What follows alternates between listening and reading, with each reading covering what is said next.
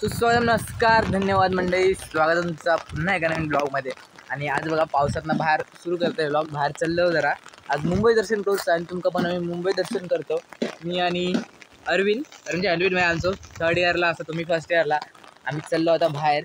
तर बघूया रिक्षा बघतो ते असं काय थंयसून जाऊचं. आमका ह्याचे मित्र येतले त्यांना पिक करूचा आणि मग तिकडनं पनवेल स्टेशन. चला तर मग फायनली रिक्षा स्टँडवर गेलेले असो आम्ही दोघा. आणि आता रिक्षा पकडलो आम्ही आणि आता चाललो जिथं जाऊची तयारी चालली आहे रिक्षा सोडूची. आणि हे बघा मध्येच पुढे वाटेत इलं आणि पनवेलला जाताना वाटेत मस्त मोठा एकदम ट्रॅफिक लागलेला. आणि ट्रॅफिकमध्ये आमचं तर आता खूप वेळ निघान गेलेलो असा. आणि आम्ही आता नुकते असे बोर होत चाललेलं असो. चला तर मग फायनली आता इलो आम्ही पनवेल स्टेशनला. जे चालतो आता जातो पनवेल स्टेशनला. आणि अर्धा तास ट्रॅफिकमध्ये अडकलेलो. मस्त घेत कंटाळलेला पूर्ण. आणि आता तर कधी खाऊचा पण असा भूक लागली. सकाळी खाऊन काय बाहेर पडत नाही. वाजलेत 12 जाऊ आमका लागलेले 2 तास. चला तर मग फायनली सगळे फ्रेंड्स मिळालेले असत. आणि हो बघा एक पोरगो आता येलो अचानक रँडमपणे. आणि त्यांना ऋतुराजची पाठ धरलेली असा. आणि पैशासाठी किंवा खाऊ काहीतरी असं काहीतरी मेनली पैशासाठीच तो त्याच्याकडे गळणी घालतात आहे का. पण आम्ही कशी तरी पाठ सोडवतो त्याच्याबरोबर. हो बघा काय पाठ सोडी ना. चला आता सगळे धावतो आम्ही तरी.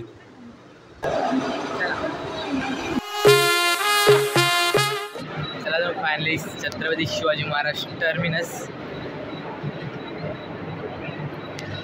CSMT. छत्रपती शिवाजी महाराज टर्मिनस स्टेशनच्या बाहेरच इल्यावर आमका जास्तच भूक लागलेली. म्हणून आम्ही इलो आराम वडापाव सेंटरला. मुंबईचा सगळ्यात जुना वडापाव सेंटर असा या. आणि आम्ही इथे वडापाव खाऊ गेलेलो सिन्स 1939. आता किती वर्ष आली तुम्हीच मोजा आणि कमेंट करून नक्की सांगा. आणि आमका तर लई जाम भूक लागली आहे. आणि वडापाव मी ऑर्डर केलेले आता इलेले असतात. आणि सगळेजण आम्ही आता वडापाववर ताव मारतो. आणि तुम्ही पण येऊन नक्कीच खावा.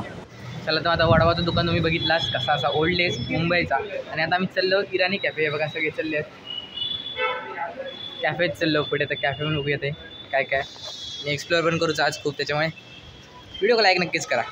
इराणी कॅफे लांबच राहिलो. पण आम्ही आता ही लव फॉर्च्यून कुकीजसाठी. ही जागा स्पेशली फॉर्च्यून कुकीजसाठी फेमस आहे. ही कुकी मिळते आणि त्याच्यात एक चीट मिळतं आणि त्याच्यावर तुमचं भविष्य लिहिलेलं असतं. आता हे का बघूया काय मिळाले या. क्या लिखा है? डोंट रीड द पेपर लिखा है मेरे को.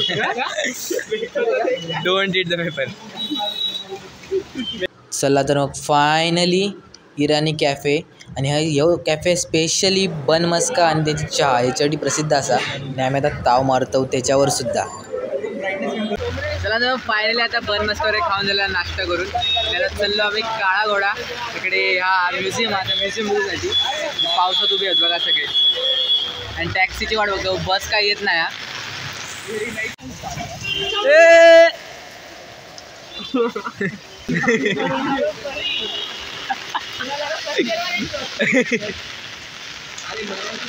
चला तर आता आम्ही फिरतोय आणि जातो म्युझियमला. आणि हे बघा सेंट्रल बँक हा. आणि समोर दिसत BSE Bombay stock exchange stock मार्केटचा पूर्ण थया. आणि हे बघा चाललेत पुढे.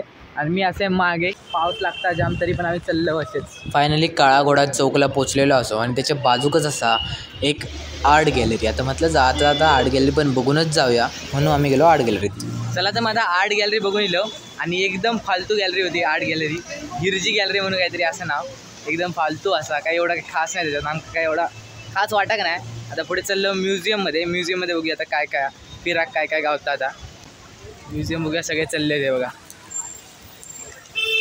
म्युझियम. छत्रपती शिवाजी महाराज वास्तुसंग्रहालय.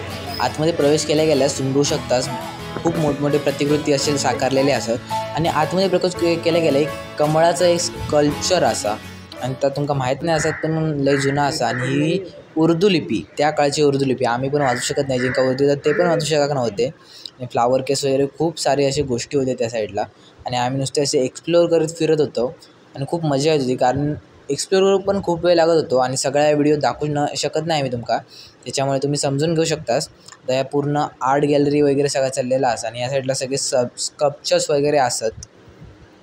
पुरातन काळात लोकांनी कसे स्टॅच्यू बनवलेले होते ते दाखवलेले असत. खूप जुने 400 400 500 वर्षापूर्वीचे स्टॅच्यू असत.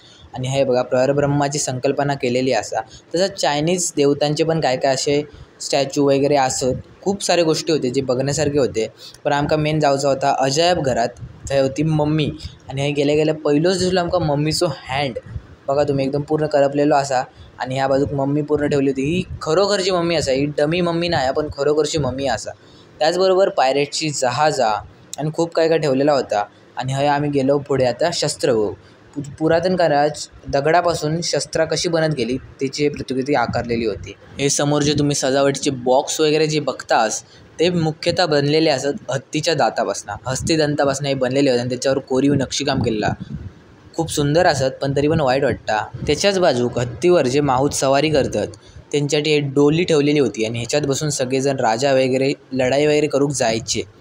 त्याचबरोबर आपले दशावतार, आपल्या संस्कृतीचे दशावतार या साईडला संपूर्ण अवतारांची दिलेली होती माहिती आणि आम्ही ते बघून खूप आश्चर्यचकित झालो कारण खूपच छान होते. हे असत चायनीज बेल्स आणि हे प्रामुख्यतः गुडलक मिळवण्यासाठी केले जातात. एका बाजूक फिरवल्यामुळे यांचा गुडलक मिळतं असं म्हणलं जातं. आणि ह्याच असा आता वास्तुसंग्रहालय ज्याच्यात आम्ही फिरतो त्याची प्रतिकृती पण हे ठेवलेली असं. बाजूकच कापडावर एकदम श्रीकृष्णाची नक्षी कोरलेली होती. माका छान वाटली म्हणून तुमका दाखवतोय, कशी वाटली तुम्ही पण सांगा. आणि त्याच्या पुढे येतात आता ही शस्त्रागार. शस्त्रागारासमोरच येतात जिरेटोप आणि त्याच बाजूक शस्त्रागारा. एवढी शस्त्र मी माझ्या आयुष्यात कधीच बघू नव्हते एका जागेवर. ती सगळी शस्त्र आज ह्याच ठिकाणी एकत्र बघतोय. खूप आश्चर्यचकित वाटतं माका तरी आणि खूप चांगलासुद्धा वाटतं कारण एवढी शस्त्र आपण आपल्या इतिहासात वापरली गेली होती. आणि हे सगळं एरिया एकदम शस्त्रागारासाठीच राखीव असा आणि ह्याच्यात ढाल, चिलखत आणि अनेक विविध तऱ्हेची शस्त्रा तुमका बघूक मिळतात. तुम्ही पण शिवाजी महाराज वास्तुसंग्रहालयात एकदा नक्कीच भेट द्यावा. तलवारी, चाकू, सुरे तर खूप झाले पण आपला मेन इंटरेस्ट आहे बंदुकीमध्ये. हे बघा बंदुकी. शिवाजी महाराज वास्तुसंग्रहालय म्हटलं आणि मराठ्यांचा उल्लेख नाही आलो असं होऊच शकत नाही. प्रतापगडाच्या पायथ्याचं एकदम प्रतिकृती आकारली होती आणि त्याचबरोबर मराठ्यांची शस्त्रे सगळे या साईडला ठेवलेली होती आणि बघून आनंद होता की आपल्या पूर्वजांनी ही शस्त्रा वापरलेली होती.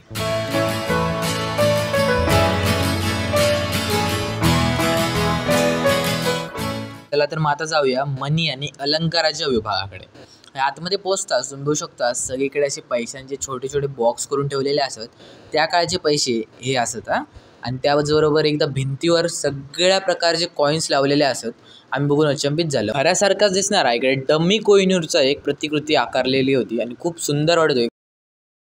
आपण गांधीजींच्या चरख्याबद्दल तर ऐकलेलंच आहोत आणि ह्यो बघा तोच चरखो जो गांधीजी सूत काजोटी वापरत. मोठ्यांसाठी तर झाला पण लहान मुलांका पण इम्प्रेस करणारा एक विभाग होतो तो म्हणजे प्राणी आणि पशु विभाग. ह्या साईडला सर्व प्रकारचे पशुपक्षी ठेवलेले होते. चला तर मग आता वेळ झालेली असा माका परत जाऊची आणि माका जेवढा शक्य होत होता तेवढा तुमका पटापट दाखवलं आहे कारण पूर्ण दिवस जरी फिरलास तरी म्युझियम पुरेसा पडायचा नाही एवढा असा. व्हिडिओ आवडल्यास व्हिडिओ लाईक नक्कीच करा आणि चॅनलला सबस्क्राईब करू विसरा नको. Bye bye.